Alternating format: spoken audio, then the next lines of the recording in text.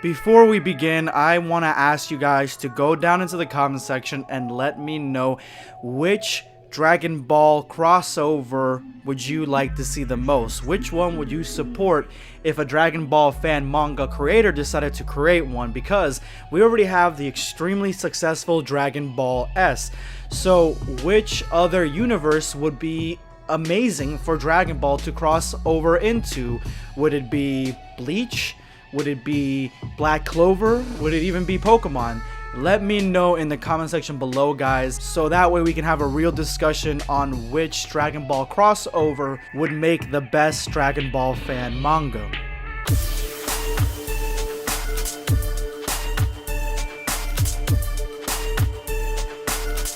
Know your place, worm.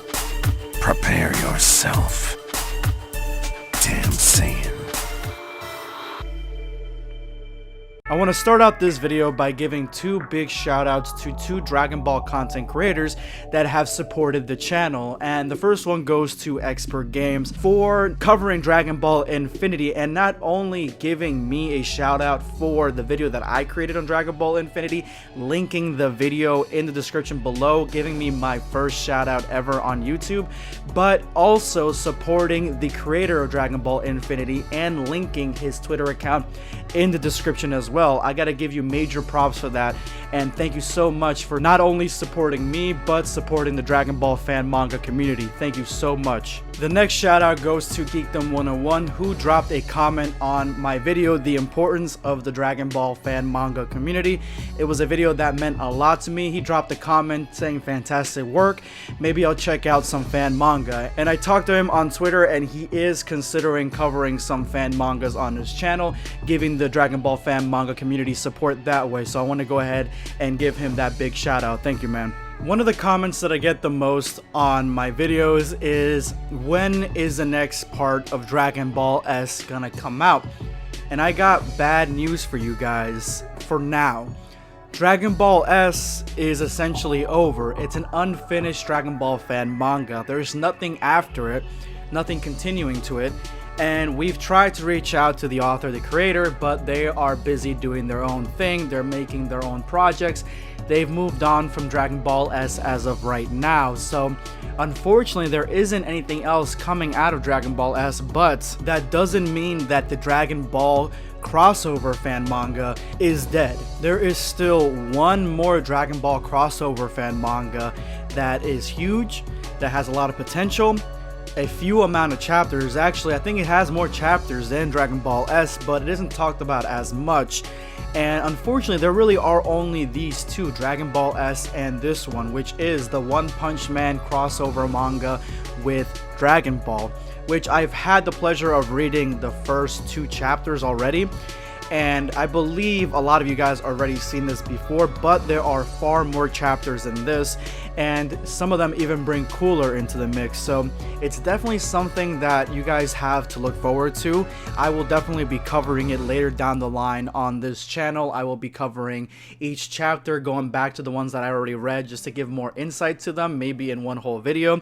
Not exactly sure how that's going to go yet, but I definitely want to cover this on this channel because I think that the crossover stuff, if you guys haven't seen my love for Jump Force, I think crossover is amazing. The beginning of this channel was crossing over different aspects from different anime, incorporating them in Dragon Ball. I mean, I had a whole video talking about what if Vegeta got the Sharingan, for God's sake. So yes, I love crossover stuff, and I am extremely proud and humbled that one of the most popular series or popular fan mangas on my channel is Dragon Ball S, was the crossover between Dragon Ball and Naruto, which I also grew up on. I was a huge fan and still am, but back then I was like a fanboy for Naruto. And of course, I didn't go as far as wearing the headband to school or anything like that, but I did have some friends that actually wore the headband to school. It was the mid-thousands. It was a weird time. But anyway, my love for crossovers has never faded, and that's why when I found Dragon Ball S,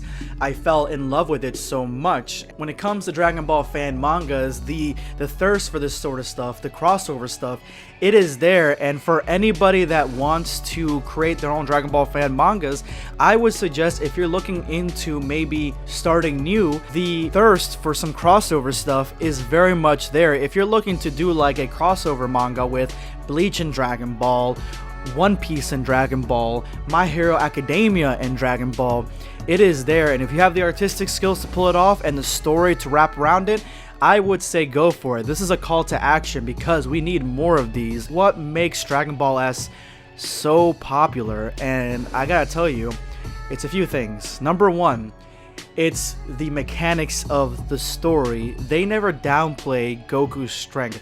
They actually elevate it to more realistic proportions compared to the Naruto characters. They never have Naruto one-punching Goku, or they don't have even Genjutsu taking out Goku single-handedly. No, they have very realistic stories that make a lot of sense. The creator of Dragon Ball S went with a lot of care and a lot of thought behind what they wanted to put in the fan manga. They wanted to make the story as believable as possible, and that's the main thing that makes Dragon Ball S so successful, is its believability. It makes it seem that this is the reality of the situation and what would happen if these two forces clashed, and making Goku basically god tier compared to the Naruto counterparts makes sense, and it just works. The next thing is the characters. The characters are very much in the scope of what their animes call for, and when you mix them all together, the interactions are extremely, again, believable. You have Goku acting like Goku, and he doesn't act so dim-witted like he does in Dragon Ball Super, but he doesn't act as serious and stern as he does in Dragon Ball Z. He's a good middle ground.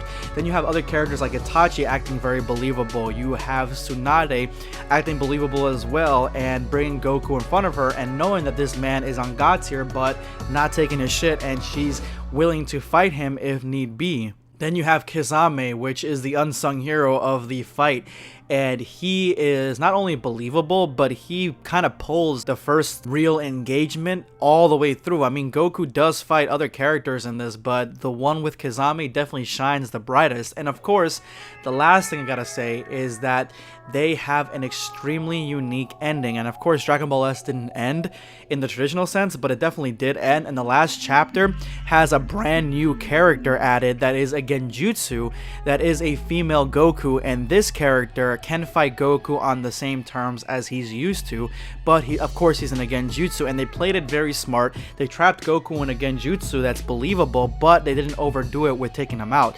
And before they are able to kidnap Goku, Jiraiya and Naruto show up to thwart their plans. But in the meanwhile, you have this other character, Son Goku, which is the female Goku, that's facing off against him, and she is also extremely believable. All her interactions, all her dialogue, everything she says, she acts like a female Goku, but with a little bit of her own uniqueness to her that makes her a very lovable main character. And guys, I would be short selling her if I didn't say that the entire Dragon Ball fan manga community, they are in complete love with her, and not in that, you know, the thirst way that most guys are in love with anime girls, but I'm talking about the fact that she actually is a lovable character, and she's a great fighter and a realistic antagonist in her own right. But you know, the thirst is also there. Either way, guys, the aftermath of Dragon Ball S has really shaken the Dragon Ball fan manga community to its core, and has opened up the floodgates to being open to Dragon Ball crossover mangas as far as the eye can see. You guys are ready, and my body has been ready for years for this. So I'm hoping that this call to action invigorates and inspires somebody to come out there and make something new. This is going to be BlackScape signing off. Take care, guys.